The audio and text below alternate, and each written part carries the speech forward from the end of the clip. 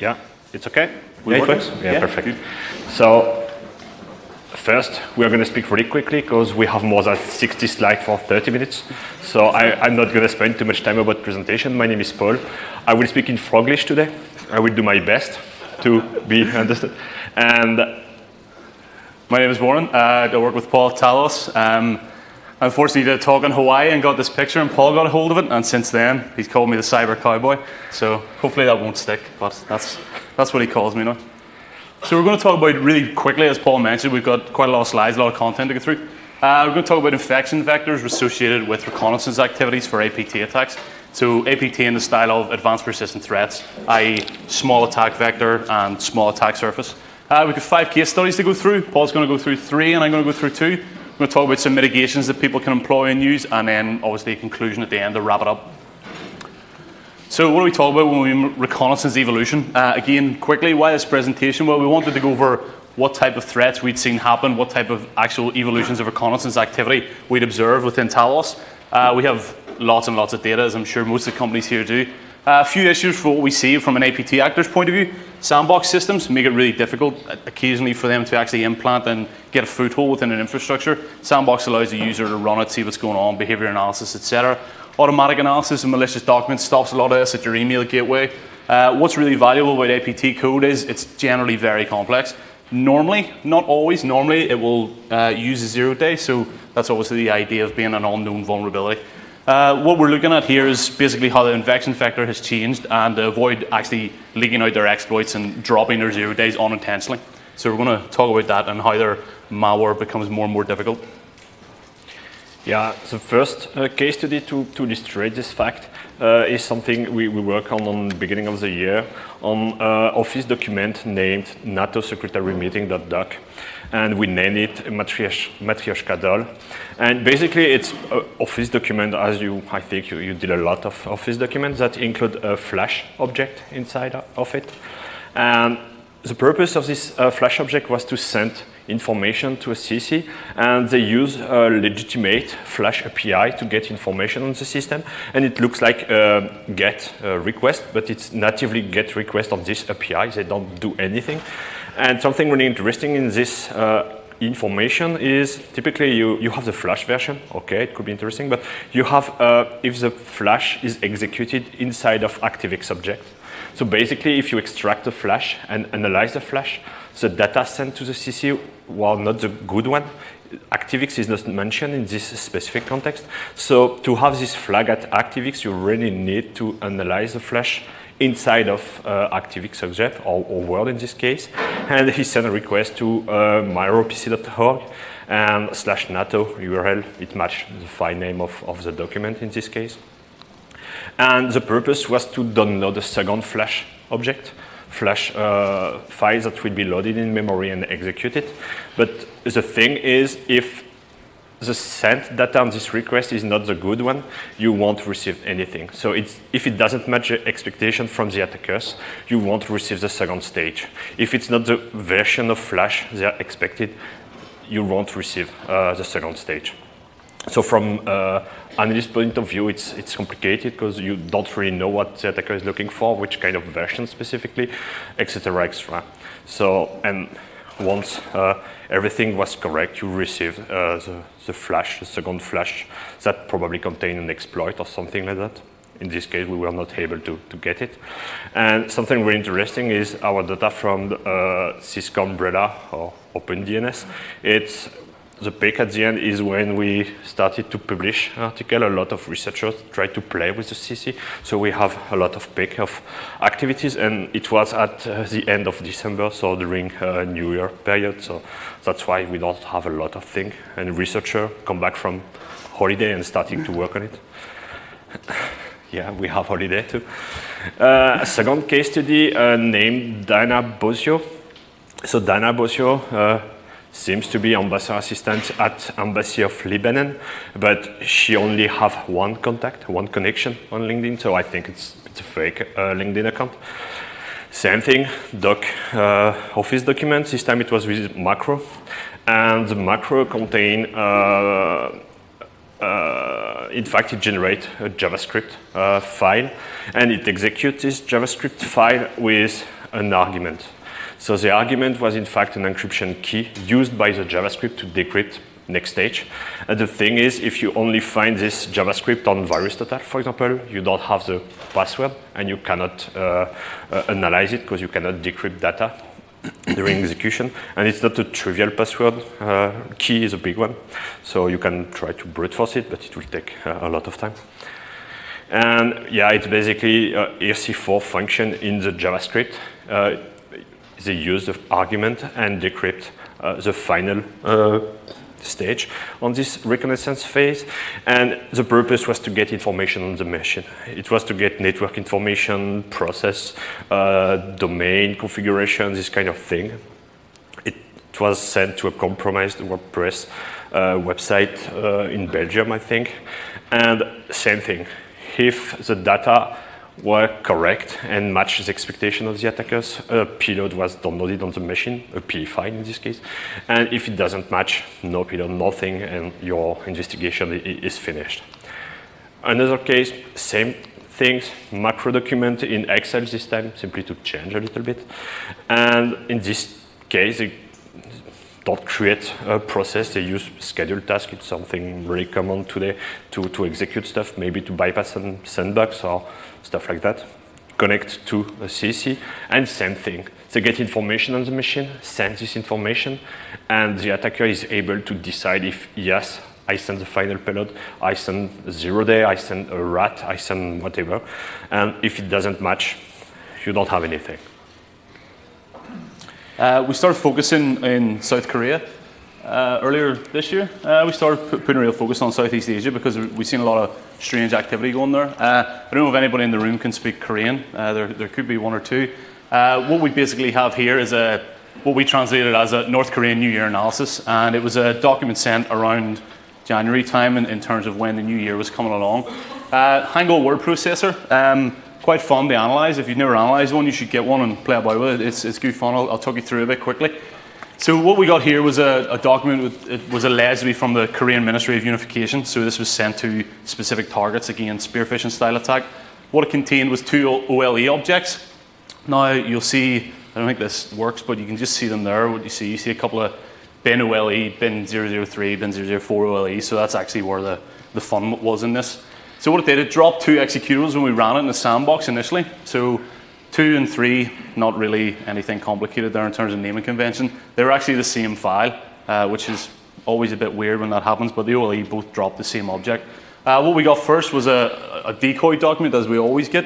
What this was about was to do with speeches carried out during 2016, 2017 in Korea, South and North Korea, we believe. What we get here is, again, another collection and information reconnaissance style. So what they're looking for is computer name, username, execution path of where it was ran from. So for example, if you run it in a sandbox, chances are it's going to be in somewhere like C temp, something like that, C desktop maybe. It's probably going to be in a non-standard execution path for where you open it from an Excel doc, or sorry, from an email document. Send a BIOS model. Again, very specific data was being looked for by this attacker. Purpose here, as we said through the last 3, was to actually determine if we were going to attack this person or not. Well, not we, not Paul and I, the attacker, just to clear that up. So this is what happened when you obviously ran it and tried to get an idea of what was going on. This BCAP is available on VirusTotal. We have our own, but this was one we found at open source that other people can look at. You see the information pass through as a target ID at the start, right here. Again, I don't know if that works very well, sorry.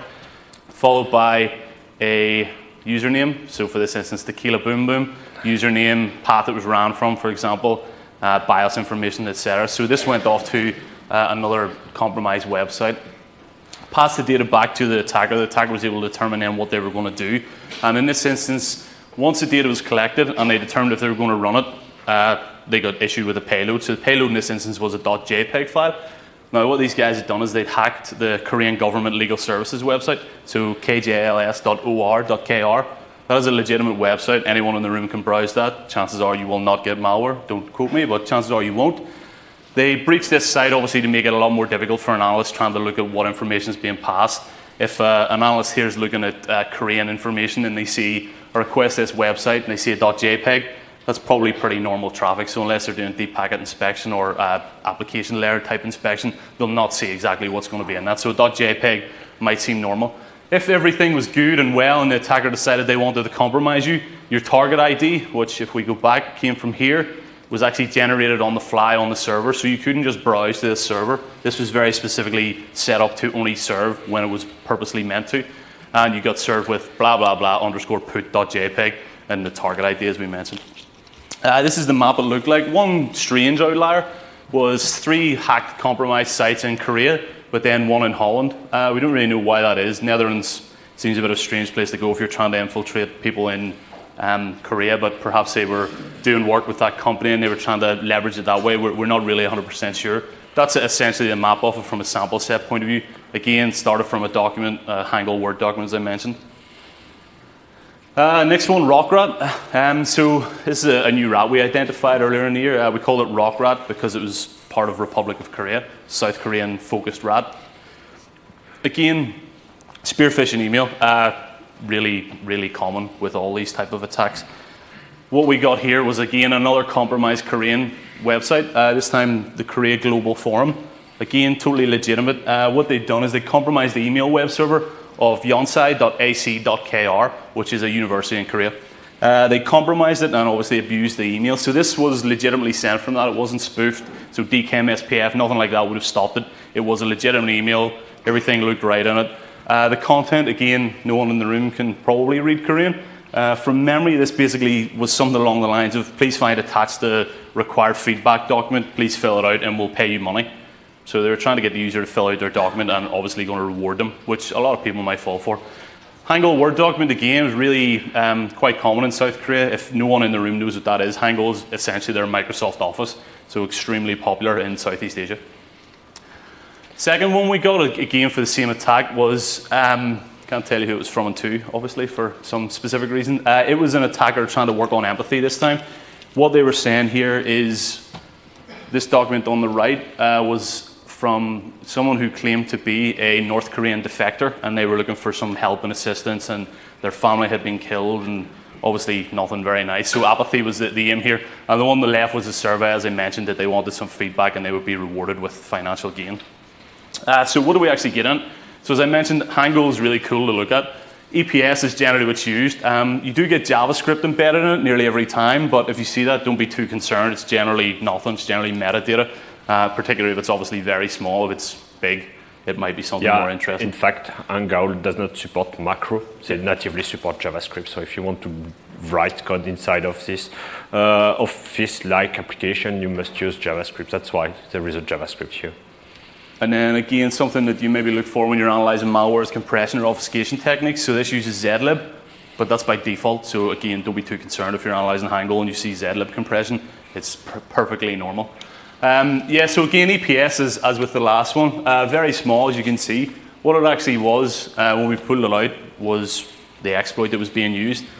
Notice it was from 2013. It wasn't a brand new exploit. It wasn't a 0-day needed. It wasn't required, obviously. It worked to do what it needed to do. They use a very non-traditional NOP sled. So NOP sled is generally a 0x90, which is a no operation, i.e. you don't do anything, you wait for your next instruction. Here they use a 0x04. Again, it might throw off an analyst if you're looking at it, but generally if you see a block of code like that, you can make a certain assumption about what's going on. Shellcode actually started down here, where a real traditional NOP slide started, and kicked in at that E8 million mark. What it did was try to download multiple JPEGs. Again, if you look at the last case study we discussed in Southeast Asia, it was using .jpeg files also. Obviously, not really JPEGs, they were PE files. So this was really frustrating to look at. So I don't know what everybody's sandbox technology is. Lots of sandboxes have different operating systems. I generally always start with Windows XP, just as the first one to try, then 7, then 10, and whatever else I need to do. If you ran this in XP or Windows Server 2003, it did an infinite sleep, so it didn't do anything. Just kept running, didn't do anything. So obviously, if you're running a sandbox, you generally give it an instance of where you'll run it for 10 minutes, 30 minutes, whatever. If you did that here, you didn't get anything, so it looked particularly benign. More anti-analysis. So this was quite interesting. It's the first time we've observed something like this. Generally, when you have when you've got malware looking for analyst tools, it will be something like vmtools.exe or olliedbg.exe, it'll look for specific file paths or file names. This actually took sort of, I don't even know what the right way to describe this is, but it took patterns that matched that. So for example, Wireshark was IRESHA. So even if you'd maybe renamed, which some people do, if you'd left any instances of Wireshark in there, it would have been able to find it potentially based on that. Again, same for things like Process Explorer, same for things like FileMon, RegMon, etc. So again, just a very different anti-analysis technique. More, yes, it is beginning to get annoying. When we were looking at this, it started doing all these weird requests to try and watch some Japanese anime, wasn't it? Japanese anime called Golden Time. No idea what it was. This specific episode 3 that these attackers really liked. They try to watch it all the time. Again, if you ran this in a sandbox and you've seen that type of traffic, you might assume it's benign and might not look at it. They also went a couple further and they started using Amazon. This is a legitimate Amazon URL, not malicious, totally benign. It's of a World War II PC game. Yeah. Wasn't it World War II game? Yeah, Men of War, PC game. Nothing wrong with it at all. And then the Hulu.com was obviously what we're showing you above, where try to watch some anime. So again, things that you maybe would see in a sandbox and wouldn't particularly associate with being benign, or sorry, with being malicious. These were benign, so if you had it drilled into those to try and pivot from it, you would have got nowhere because it would have been benign information. And then there's CNC infrastructure. This was where Rockrot really got pretty cool. It started changing up what way traditionally CNC is. You looked at the last 4 case studies, it's normally done by compromised websites or bulletproof hosting that Dia was talking about earlier. That's generally what it's done by. These guys used 3 different methods of CNC. So they used Twitter first. So they were quite lazy. They used hard-coded API tokens, which meant we were able to get them. So we pulled out 7 hard-coded API tokens. We were able to work with Twitter directly to actually shut this down, which was pretty sweet. Unfortunately, Twitter wouldn't give us the usernames so that we could look at the content and maybe determine if it was CNC instructions, etc. Unfortunately, they couldn't give us that for privacy. But that's cool. They shut it down, so it restricted their ability to be able to do update, tweet, and search functions that they could have been using for C2 comms. File exfiltration, normally quite difficult to do. However, these guys use Yandex, cloud storage platform, use it to exfiltrate sites. Very few companies probably block sites like Yandex, Dropbox, etc. It depends on your security posture. So that was an easier way for them to get out. Again, API functionality, hard-coded tokens, HTTPS, traffic inspection wouldn't have really got you anywhere. Sorry, I'm rushing because I think we're maybe it's okay. tight on time. More file exfiltration, again, HTTPS, hard-coded tokens. So these guys had a real flair of using legitimate services and abusing them for obviously their own right. Multiple file exfiltration platforms and a C2-based communication platform via Twitter. When you've got file exfiltration and you've got a foothold on the box, why not try and complete the circle and get screen capture and key logging capability? So they also implemented this. This is a very complex rat that did pretty much everything you would particularly want to do with any type of sort of attack or compromise. Again, code for that, which I don't need to go into. I'm sure no one's that interested in the code. So what's the summary of that? Users. All of us in the room.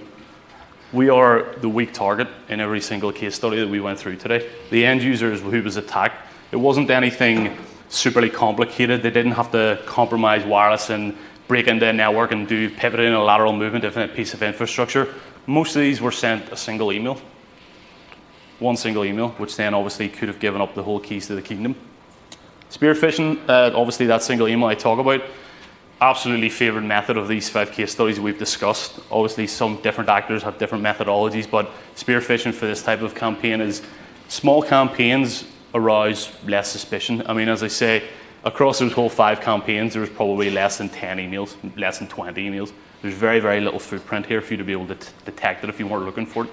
Innovation attempts, so like using things like Twitter or using things like alternative NOP sleds, using things like Hangul Word documents for HPS and zlib that people maybe aren't really familiar with. That's how they keep their exploits and the capabilities private. The whole point of this was to try and ensure that they weren't dropping their exploit when they didn't need to. Because if they do that and the user has AV gets a copy of what's going on, maybe there's endpoint protection gets a copy of what's going on, it's not worth the risk. They need to ensure that who they're attacking, they can actually attack. Target and asset information. So what I've just went over, make sure you don't waste your exploits because they're either expensive or very difficult to get. Yeah. On mitigation, I won't give you magic trick, and it's not rocket science. It's probably think you know. And of course, disable macro on more or less every case, macro are involved. If it's not a 0-day or a vulnerability, it's macro. You have new feature on last version of Office that prevent user to execute macro, to enable macro. And yeah, you can make some restrictions on PowerShell. Of course, you have some trick to bypass this restriction, one-liner stuff, etc. But it's better than nothing. You can simply disable JavaScript and WScript. It works pretty well. After, if your organization developed everything in JavaScript, first you are in a bad organization, and secondly, you will have some issue to blacklist it. But simply by putting a registry key, you can disable JavaScript, WScript. Keep your software up to date, so nothing really new in this case. Configure app locker correctly. Same thing, it's not something really new, but we saw a lot of people with bad app locker configuration. Or better, you can use device guard on Windows 10 or virtual-based security. It's really efficient for a lot of, almost every case we present on this presentation. And something that a lot of people don't really do is perform monitoring of script execution on Windows system. You can have monitoring of this thing, and attackers use more and more script language natively available on the Windows system. It can be PowerShell, it can be WScript, it can be JavaScript, it can be everything. It's here, it works, it's supported, and it's not correctly monitored most of the time. You want a conclusion? Yeah. So to try and sum that up, APT actors put more and more effort into protecting their code, as we've sort of talked about multiple times throughout this talk. I think what's really important to note here is it doesn't matter if it's an APT or a normal threat. It doesn't need to be a 0-day. It doesn't need to be a brand new vulnerability. I mean, the last case study we went over there used a vulnerability that was now almost 4 years old. It's not new things. Patching, as Paul mentioned there, for mitigations is really important. Yes, we get the argument if I hadn't have patched, I wouldn't have gotten at you, but equally if you didn't patch, you got WannaCry. So you've got a really sort of tipping point there. It's about security posture of organization, how you do that. But it shows the evolution of what these guys are doing. They're now making sure they don't just randomly spam email anymore. They target very specifically. They make sure they don't drop their payload unless they know they can execute on that machine. So that is either getting remote code execution, dropping a road administration tool, running more C2 comms, whatever it is they want to do. How we think it's going to change. More control of the target's relevance. Command and control is used for reconnaissance, alive for only a few hours, a few days. It's going to be really difficult to start catching some of these payloads. Some of the case studies we went over, it took us quite a while to get some of the payloads because they were very much up, then down. So it wasn't a case of, oh, we've compromised the website, it's running WordPress, we've dropped this PE on it, it's going to be here for the next 300 days because no one updates WordPress. It was more so, we've run a specific script, we've served you a payload, it's available for 5 minutes, get it, done. If you don't get it, you don't get it. Simple as that. So it can be really hard to get. 0 days in advanced remote administration frameworks are expensive. They are. 0 days on the darknet, on Exploit Underground, wherever you want to go. They're not cheap. So they need to make sure that whenever they do buy these, it's really difficult for us and everybody in the room to be able to not analyze those, to be able to not catch them. And they start trying to introduce things like memory-only, fileless type malware that we see more and more nowadays. Difficulties for us as researchers. If you don't get the last stage, you're pretty stuck. It makes it really difficult. You can get attack vector, you can get infection vector, you can determine where it's coming from, how it's getting there. You know who it's maybe attacking, you know what vertical it's attacking, you know what infrastructure it's attacking. When you build all that up, you start to build a case of, okay, we know what's going to happen next. But if you don't get that final payload, you don't know what it's all in aid of. I could have compromised your server, and if you don't get my final payload, you don't know what I'm going to do. And that's either because it's memory resident, or like I said, the attacker has been so careful to actually bring their information in terms of payloads up and down so quickly that we don't have time to get it as an analyst. So it's going to be forever complicated and incomplete. Scripting languages are really, really trendy. They really are. All really focused on targeted attacks nowadays will leverage PowerShell, JavaScript, Batch, VBS, anything that they can get to. PowerShell is a big one at the minute because they can obviously do no execute bypass and can run it without any real issue. As Paul says, these are all really easy to monitor. In fact, if you don't need PowerShell, JavaScript, Batch, VBS, etc. in your organization, file associate them with Notepad. then they don't open. They open as Notepad. Yes, it might freak the user out initially, but they'll very quickly get to know, thank you, that something bad has happened, and they can obviously communicate. Native embedded in Windows. Attacker doesn't need to drop any infrastructure, doesn't need to install anything, can leverage and utilize or abuse, whatever way you want to put it, all the infrastructure that's there for them. Obfuscation is included. It is, I mean, there are so many different methods of obfuscating JavaScript, PowerShell. I mean the traditional PowerShell one is obviously splitting it using pluses, concatenate it and using uppercase, lowercase, etc. Some stuff really easy to spot. Other stuff, like some of the JavaScript stuff, can be really quite complicated. Some of the Java-based stuff, when you've got classes and classes and classes and classes, the only way you get around that is if you manually analyze it and go through it, and that takes a long time. Monitoring is mandatory. It is. Just monitor better. I'm not going to stop you getting everything, but if you monitor execution, as Paul mentioned, if you monitor what these are running, when they're running, how they're running, what context they're running, you stand a much better chance of actually catching this and being able to defeat it. If the target was already compromised in the past, identification becomes easier. So that sort of touches on what Juan and Costin were talking about earlier. You will get attackers that will leverage already compromised infrastructure because they know how it was being compromised and they know how they can leverage it. So I think we'll continue to see that. In terms of what they know, they probably know more than you about your internal infrastructure, particularly if they want to do lateral movement. They'll take their time, they'll do low and slow style style ping attacks throughout your infrastructure to determine how it's built up, what services you've got, what they can exploit and what they can take apart. Yeah, I guarantee you they will. Typically I saw sample where the guys look at the host name of the machine, and he was looking for a machine starting by 4 letters followed by 4 numbers. So in this case, the guy perfectly knows the pattern of host name of the target, and if it doesn't match exactly, he do nothing. So it's something that becoming more and more common. And that's us. That was a bit quicker than I thought. Yeah, we've got 3 minutes. Sorry if we talked very fast, but 3 minutes we had a lot question. of slides. So yeah, if anybody has any questions, please feel free. Yeah,